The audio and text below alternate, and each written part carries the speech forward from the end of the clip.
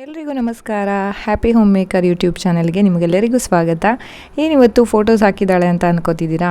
ಇವತ್ತು ನಾನು ಸೀರೆ ಬಗ್ಗೆ ನಿಮ್ಮ ಜೊತೆಗೆ ಮಾತಾಡ್ತಾ ಇದ್ದೀನಿ. ಯಾವುದೇ ಫಂಕ್ಷನ್ಗೆ ಹೋಗಬೇಕು ಅಂದರೆ ಎಲ್ರಿಗೂ ತುಂಬಾ ಖುಷಿನೇ. ಒಂದು ದಿನಕ್ಕೆ 2 ಅಲ್ಲ 3 ಸಾರಿ ಬೇಕಾದರೂ ನಾವು ಹಾಕ್ಕೋಬೋದು. ಆದರೆ ಏನಾಗುತ್ತೆ ಗೊತ್ತಾ, ಅಲ್ಲಿಂದ ಬಂದ ಮೇಲೆ ಅದು ಕ್ಲೀನಿಂಗ್ ಪ್ರೊಸೆಸ್ ಇರ್ಬೋದು, ಅದು ಹೇಗೆ ಮೇಂಟೈನ್ ಮಾಡೋದು ಅದೆಲ್ಲ ಇರುತ್ತಲ್ಲ, ಅದು ಸಿಕ್ಕಾಪಟ್ಟೆ ತಲೆ ಬಿಸಿ. ನನಗಂತೂ ಅದಕ್ಕೆ ಸಿಕ್ಕಾಪಟ್ಟೆ ಬೇಜಾರಾಗುತ್ತೆ. ಸೀರೆ ಎಷ್ಟು ಬೇಕಾದರೂ ಉಡ್ಬೋದು, ಆಮೇಲೆ ಇದನ್ನೆಲ್ಲ ಏನು ಮಾಡೋದಪ್ಪ ಅಂತ. ಕೆಲವೊಂದು ಕಾಸ್ಟ್ಲಿ ಸೀರೆ ಇರುತ್ತೆ, ಅದನ್ನು ಪ್ರತಿ ಸಲ ಡ್ರೈ ವಾಶಿಗೆ ಕೊಡಬೇಕು ಅಂದರೂ ಕಷ್ಟ. ಹಾಗಾಗಿ ನಾನು ಇವತ್ತು ಒಂದು ಟ್ರಿಕ್ಕನ್ನು ಯೂಸ್ ಮಾಡಿದೆ. ನಂದು ಒಂದು ಸಾರಿ ಇತ್ತು, ನಾನು ಇದನ್ನು 2ರಿಂದ 3 ಸಲ ವೇರ್ ಮಾಡಿದ್ದೆ. ಹಾಗಾಗಿ ಇದನ್ನು ಹೇಗೆ ಕ್ಲೀನ್ ಮಾಡ್ಬೋದು ಅಂತ. ಸೊ ಅದು ನಂಗೆ ತುಂಬಾ ಯೂಸ್ಫುಲ್ ಆಯಿತು, ತುಂಬ ಕ್ಲೀನ್ ಆಯಿತು ಸಾರಿ. ಹಾಗಾಗಿ ನಿಮ್ಮ ಜೊತೆಗೆ ಇದನ್ನು ಶೇರ್ ಮಾಡ್ತಾಯಿದ್ದೀನಿ. 3 ಸ್ಟೆಪ್ಸಲ್ಲಿ ಈ ಒಂದು ಪ್ರೊಸೆಸ್ ಕಂಪ್ಲೀಟ್ ಆಗಿಬಿಡುತ್ತೆ. ನಮ್ಮ ಸಾರಿ ಕೂಡ ಸೂಪರ್ ಕ್ಲೀನ್ ಆಗುತ್ತೆ. ಮೊದಲಿಗೆ ಏನು ಮಾಡಿದ್ದೀನಿ ಅಂತ ಅಂದರೆ, ನಾನು ಒಂದು ಬಕೆಟಲ್ಲಿ ಒಂದು ಹಿಡಿಯಷ್ಟು ಉಪ್ಪನ್ನು ತೊಗೊಂಡಿದ್ದೀನಿ. ಸೊ ಉಪ್ಪನ್ನು ಚೆನ್ನಾಗಿ ನೀರಲ್ಲಿ ಕರಗಿಸ್ಬಿಟ್ಟು ಆಮೇಲೆ ನಾನು ಯಾವ ಸೀರೆ ಒಗಿಬೇಕು ಅಂದ್ಕೊಂಡಿದ್ನಲ್ವಾ, ಆ ಸೀರೆ ಬ್ಲೌಸನ್ನು ಇದರಲ್ಲಿ ಡಿಪ್ ಮಾಡಿ ತೆಗೆದಿಡ್ತಾ ಇದ್ದೀನಿ. ಯಾಕಂತ ಅಂದರೆ ಉಪ್ಪನ್ನು ಹಾಕಿ ಅದರಲ್ಲಿ ನೆನೆಸಿಡೋದ್ರಿಂದ ಕಲರ್ ತುಂಬ ಹೋಗಲ್ಲ ಅಂತ ಹೇಳ್ತಾರೆ. ಹಾಗಾಗಿ ಎವ್ರಿ ಟೈಮ್ ಯಾವುದಾದ್ರೂ ಹೊಸ ಸೀರೆ ಇರ್ಬೋದು, ಹೊಸ ಡ್ರೆಸ್ ಇರ್ಬೋದು, ನಾನು ಸ್ವಲ್ಪ ಉಪ್ಪು ನೀರಲ್ಲಿ ಪ್ರತಿ ಸಲ ಅಂದರೆ ಫಸ್ಟ್ ಟೈಮ್ ನಾನು ವಾಶ್ ಮಾಡುವಾಗ ಉಪ್ಪು ನೀರಲ್ಲಿ ಹಾಕಿಡ್ತೀನಿ. ಬಣ್ಣ ಹೋಗೋದು ಕೂಡ ಕಡಿಮೆ ಆಗುತ್ತೆ ಅನ್ನೋದು ಕೂಡ ನಿಜ. ಸೊ ನಾನೀಗ ಸಾಡಿನ ಅದರಲ್ಲಿ ಡಿಪ್ ಮಾಡುವಾಗ ಏನು ಮಾಡ್ತಾ ಇದ್ದೀನಿ ಅಂದರೆ, ನಾವು ಯೂಶ್ವಲಿ ಹೇಗೆ ನೆರಿಗೆ ತೆಗಿತೀವಲ್ವ, ಆ ಥರ ನೆರಿಗೆನ ತೆಗೆದುಬಿಟ್ಟು ಆಮೇಲೆ ನಾವು ಅದನ್ನು ಉಪ್ಪು ನೀರಲ್ಲಿ ಡಿಪ್ ಮಾಡಬೇಕಾಗತ್ತೆ. ಸಾರಿನ ಫುಲ್ಲಾಗಿ ನೀರಲ್ಲಿ ನಾನು ನೆನೆಸ್ತಾ ಇಲ್ಲ. ಮೊದಲಿಗೆ ಏನು ಮಾಡ್ತಾ ಇದ್ದೀನಿ ಅಂದರೆ, ಈ ಸೀರೆದು ಬಾರ್ಡರ್ ಏನಿದೆಯಲ್ಲ, ಇದು ಸ್ವಲ್ಪ ಡಾರ್ಕ್ ಆಗಿದೆ. ಹಾಗಾಗಿ ನಾನು ಬಾರ್ಡರ್ ಮಾತ್ರ ನೆನೆಸಿ ನೋಡ್ತಾ ಇದ್ದೀನಿ, ಏನು ತುಂಬ ಕಲರ್ ಹೋಗುತ್ತಾ ಅಂತ. ಕಲರ್ ಹೋಗಲ್ಲ ಅಂತ ಕನ್ಫರ್ಮ್ ಆದಮೇಲೆ ನಾನು ಸಾರಿನ ನೀರಲ್ಲಿ ನೆನೆಸ್ಕೊಳ್ತಾ ಇದ್ದೀನಿ. ಯಾಕಂದರೆ ಕೆಲವೊಂದು ಸೀರೆಗಳು ತುಂಬ ಡೆಲಿಕೇಟ್ ಆಗಿರುತ್ತೆ. ಹಾಗಾಗಿ ನಾವು ಸ್ವಲ್ಪ ಕೇರ್ಫುಲ್ಲಾಗಿ ಈ ಪ್ರೊಸೆಸನ್ನು ಮಾಡಿದರೆ ತುಂಬಾ ಒಳ್ಳೆಯದು ಅಲ್ವಾ. ಇಲ್ಲಾಂದರೆ ಸಾಡಿಗೆ ಕಲರ್ ಸ್ಪ್ರೆಡ್ ಆದರೆ ಆಮೇಲೆ ಪ್ರಾಬ್ಲಮ್ ಆಗುತ್ತೆ. ಹಾಗಾಗಿ ನೋಡಿ, ಇವಾಗ ಇದನ್ನು ಒಂದು 3 ನಿಮಿಷ ಅಷ್ಟೇ ನಾವು ಉಪ್ಪು ನೀರಲ್ಲಿ ಇದನ್ನು ಡಿಪ್ ಮಾಡಿ ಇಡಬೇಕಾಗತ್ತೆ. ಆಮೇಲೆ ಇದನ್ನು ತೆಗೆದುಬಿಟ್ಟು ನಾವು ವಾಶ್ ಮಾಡಬೇಕಾಗತ್ತೆ. ಸೊ ಅದು 3 ನಿಮಿಷ ನೆನೆಸ್ಲಿಕ್ಕೆ ಬಿಟ್ಟು ನಾನೇನು ಮಾಡಿದ್ದೀನಿ ಅಂದರೆ, ಮತ್ತೊಂದು ಬಕೆಟಲ್ಲಿ ಒಂದು ಅರ್ಧ ಬಕೆಟ್ ಅಷ್ಟು ನೀರನ್ನು ತೊಗೊಂಡು ಅದರಲ್ಲಿ ಒಂದು ಶಾಂಪೂ ಪ್ಯಾಕೆಟನ್ನು ಹಾಕೋತಾ ಇದ್ದೀನಿ. ನನ್ನ ಹತ್ರ ಕ್ಲಿನಿಕ್ ಪ್ಲಸ್ ಇತ್ತು, ಸೊ ನಾನು ಕ್ಲಿನಿಕ್ ಪ್ಲಸ್ ಶಾಂಪೂನ ಯೂಸ್ ಮಾಡ್ತಾ ಇದ್ದೀನಿ. ಇದೇ ಶಾಂಪೂ ಬೇಕಂತ ಏನಿಲ್ಲ, ನಿಮ್ಮ ಹತ್ರ ಯಾವ ಶಾಂಪೂ ಇದೆ ಆ ಶಾಂಪೂನ ನೀವು ಹಾಕ್ಕೊಂಡು ವಾಶ್ ಮಾಡ್ಕೋಬೋದು. ಸೊ ಕ್ಲಿನಿಕ್ ಪ್ಲಸ್ನ ಹಾಕಿ ನಾನು ಚೆನ್ನಾಗಿ ಮಿಕ್ಸ್ ಮಾಡಿಬಿಟ್ಟು ನೀರಲ್ಲಿ ಅದನ್ನು ಆಮೇಲೆ 3 ನಿಮಿಷ ಆದಮೇಲೆ ಆ ಸೀರೆನ ತೆಗೆದು ಈ ಒಂದು ಸೋಪ್ ನೀರಲ್ಲಿ ಹಾಕಿ ಇಡ್ತಾ ಇದ್ದೀನಿ. ಯಾಕಂತ ಅಂದರೆ ಇದರಲ್ಲಿ ಏನಾದರೂ ಸಾರಿಗೆ ಏನಾದರೂ ಗಲೀಜಿದ್ರೆ, ಏನಾದರೂ ಸ್ವೆಟ್ಟಿಂದು ಸ್ಮೆಲ್ ಏನಾದರೂ ಇದ್ದರೆ ಹೋಗುತ್ತೆ. ಹಾಗಾಗಿ ನಾನು ಸಾಡಿನ ತೆಗೆದು ಈ ಒಂದು ಸೋಪ್ ನೀರಲ್ಲಿ ಹಾಕಿಡ್ತಾ ಇದ್ದೀನಿ. ಮತ್ತೇನಾಗುತ್ತೆ, ಈ ನೀರಲ್ಲಿ ಕೂಡ ನಾವು ತುಂಬ ಹೊತ್ತು ಇಡೋ ಹಾಗಿಲ್ಲ, ಒಂದು 5 ನಿಮಿಷ ಇಟ್ಟರೆ ಸಾಕು. 4ರಿಂದ 5 ನಿಮಿಷ ನಾನು ಇದರಲ್ಲಿ ಇವಾಗ ಇದನ್ನು ಡಿಪ್ ಮಾಡಿ ಇಡ್ತಾ ಇದ್ದೀನಿ. ಸೊ ಇದು ಸೆಕೆಂಡ್ ಪ್ರಾಸೆಸ್ ನಮ್ಮದು, ಈ ಶಾಂಪೂ ನೀರಲ್ಲಿ ಸೀರೆನ ಹಾಕಿಡುವಂಥದ್ದು. ಒಂದು 5 ನಿಮಿಷ ಆದಮೇಲೆ ನಾವು ಇದನ್ನು ಕೈಯಿಂದ ಎಲ್ಲಾದರೂ ಕಲೆ ಇದ್ದರೆ ತಿಕ್ಕೋಬೋದು.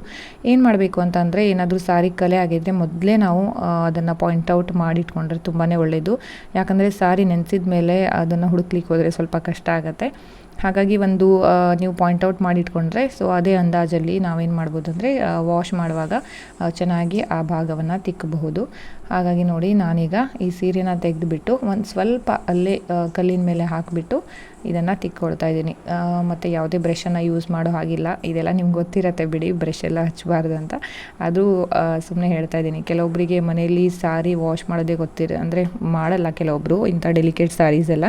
ಹಾಗಾಗಿ ಅವರಿಗೋಸ್ಕರ ಹೇಳ್ತಾ ಇದ್ದೀನಿ, ಸರಿನಾ.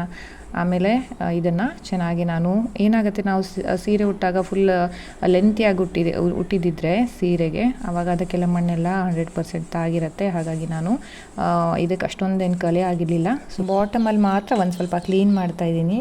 ಇದೆಲ್ಲ ವಾಶ್ ಮಾಡಿ ಆದಮೇಲೆ ಒಂದು 2ರಿಂದ 3 ಸಲ ಆದರೂ ನಾವು ನೀರನ್ನು ಚೇಂಜ್ ಮಾಡ್ಕೋಬೇಕಾಗತ್ತೆ. ಯಾಕಂದರೆ ಇದರಲ್ಲಿ ಏನಾದರೂ ಶಾಂಪೂ ಅಂಶ ಏನಾದರೂ ಇದ್ದರೆ ಆಮೇಲೆ ಸಾರಿ ಲಡ್ಡಾಗಿಬಿಡುತ್ತೆ. ಹಾಗಾಗಿ ತುಂಬ ಕೇರ್ಫುಲ್ಲಾಗಿ ಶಾಂಪೂವಿನ ನೀರು ಹೋಗೋ ತನಕ ಒಂದು 2ರಿಂದ 3 ನೀರಾದರೂ ನಾವು ಖಂಡಿತವಾಗಿ ತೆಗಿಬೇಕಾಗತ್ತೆ.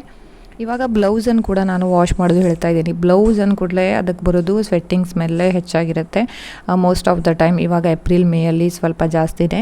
ಹಾಗಾಗಿ ಇದಕ್ಕೆ ಒಂದು ಟಿಪ್ಸ್ ಹೇಳೋದು ಏನಂತಂದರೆ, ನಿಮ್ಮಲ್ಲಿ ಯಾವ ಪೇಸ್ಟ್ ಇದೆ ಅದು ಕೋಲ್ಗೇಟ್ ಎಲ್ಲ ಇದ್ದರೆ ತುಂಬಾ ಒಳ್ಳೆಯದು. ಸೊ ಕೋಲ್ಗೇಟ್ ಏನಾದರೂ ಇದ್ದರೆ, ಮತ್ತು ಇಲ್ಲಾಂದರೆ ಯಾವ ಪೇಸ್ಟ್ ಇದೆ ಅದು ನಡೆಯುತ್ತೆ, ಅದನ್ನು ಸ್ವಲ್ಪ ತಗೊಂಡು ನಾವು ಈ ಥರ ಪೇಸ್ಟಿಂದ ವಾಶ್ ಮಾಡಿಕೊಂಡ್ರೆ ಇನ್ನು ಸ್ವೆಟ್ ಸ್ಮೆಲ್ ಇರುತ್ತಲ್ಲ ಅದು ಖಂಡಿತವಾಗಿ ಹೋಗುತ್ತೆ.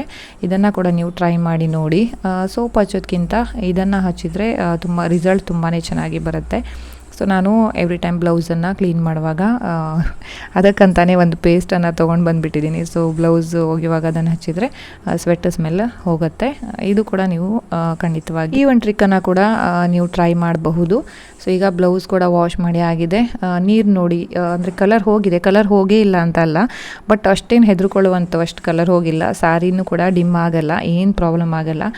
ಸ್ವಲ್ಪ ಕಲರ್ ಹೋದ್ಕೊಡ್ಲ ಅಯ್ಯೋ ಸ್ಯಾರಿ ಡಲ್ಲಾಗಿ ಬಿಡ್ತಾ ಅಂತ ಏನು ಟೆನ್ಷನ್ ಮಾಡ್ಕೋಬೇಕಾಗಿಲ್ಲ. ಸ್ವಲ್ಪ ಕಲರ್ ಅಂತೂ ಹೋಗೇ ಹೋಗುತ್ತೆ ಡಾರ್ಕ್ ಕಲರ್ ಇರುವಾಗ. 2-3 ಸಲ ನೀರನ್ನು ಚೇಂಜ್ ಮಾಡ್ಕೊಂಡಾದಮೇಲೆ ಇವಾಗ ನಮ್ಮದು ಥರ್ಡ್ ಸ್ಟೆಪ್. ನಾನು ಇಲ್ಲಿ ಫ್ಯಾಬ್ರಿಕ್ ಕಂಡೀಷ್ನರನ್ನು ಯೂಸ್ ಮಾಡ್ತಾ ಇದ್ದೀನಿ. ಸೊ ನನ್ನ ಹತ್ರ ಸಾಫ್ಟ್ ಟಚ್ ಇತ್ತು. ನಿಮ್ಮ ಹತ್ರ ಕಂಫರ್ಟ್ ಇದ್ದರೆ ಕಂಫರ್ಟ್ ಕೂಡ ಹಾಕ್ಕೋಬೋದು. ಯಾವ ಫ್ಯಾಬ್ರಿಕ್ ಕಂಡೀಷ್ನರ್ ಇದೆ ಅದನ್ನು ಯೂಸ್ ಮಾಡಿ. ಫ್ಯಾಬ್ರಿಕ್ ಕಂಡೀಷ್ನರ್ ಹಾಕೋದ್ರಿಂದ ಏನಾಗುತ್ತೆ ಅಂದರೆ ಬಟ್ಟೆಗೆ ಒಂದು ತುಂಬ ಚೆನ್ನಾಗಿರೋ ಶೈನ್ ಜೊತೆಗೆ ಸಾಫ್ಟ್ನೆಸ್ ತುಂಬ ಬರುತ್ತೆ. ಸೊ ಹಾಗಾಗಿ ನಾನು ಫ್ಯಾಬ್ರಿಕ್ ಕಂಡೀಷ್ನರನ್ನು ಹಾಕ್ಕೊಂಡು 1-2 ನಿಮಿಷ ನೆನೆಸ್ಕೊಳ್ತಾ ಇದ್ದೀನಿ. ಫ್ಯಾಬ್ರಿಕ್ ಕಂಡೀಷ್ನರ್ ಇಲ್ಲ ಅಂತ ಅಂದವರು ಏನು ಪ್ರಾಬ್ಲಮ್ ಇಲ್ಲ, ಅದಕ್ಕೆ ನಾವು ಶಾಂಪು ಯೂಸ್ ಮಾಡಿರೋದ್ರಿಂದ ಒಂದು ಚೆನ್ನಾಗಿರೋ ಸ್ಮೆಲ್ ಬರ್ತಾ ಇರುತ್ತೆ. ಹಾಗಾಗಿ ನೀವು ಇದನ್ನು ನೀರನ್ನು ಬಸಿಲಿಕ್ಕೆ ಇಟ್ಬಿಟ್ಟು ನೀರೆಲ್ಲ ಬಸಿದಾದ್ಮೇಲೆ ನಾವು ಇದನ್ನು ಒಣಗಿಸ್ಬೇಕು ಹೊರಗಡೆ. ಸೊ ನಿಮಗೆ ಯಾವ ಮೆಥಡಲ್ಲಿ ನೀವು ಯೂಶ್ವಲಿ ಒಣಗಿಸ್ತೀರಾ ಅದೇ ಮೆಥಡಲ್ಲೇ ನೀವು ಒಣಗಿಸ್ಕೋಬೋದು. ತುಂಬ ಬಿಸಿಲಲ್ಲಿ ಒಣಗ್ಸೋಕ್ಕೆ ಹೋಗಬೇಡಿ. ಒಳಗಡೆ ಇಂಡೋರಲ್ಲಿ ಒಣಗಿಸಿದ್ರು ತುಂಬಾ ಒಳ್ಳೆಯದು.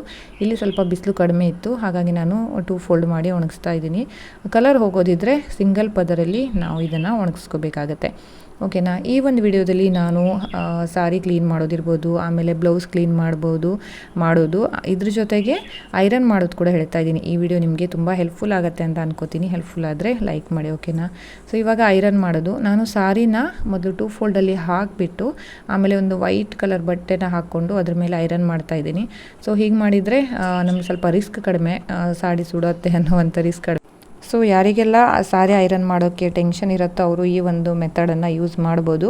ನೋಡಿ ಇವಾಗ ನೀಟಾಗಿ ಸಾರಿ ವಾಶ್ ಮಾಡಿಬಿಟ್ಟು ಐರನ್ ಕೂಡ ಆಗಿದೆ.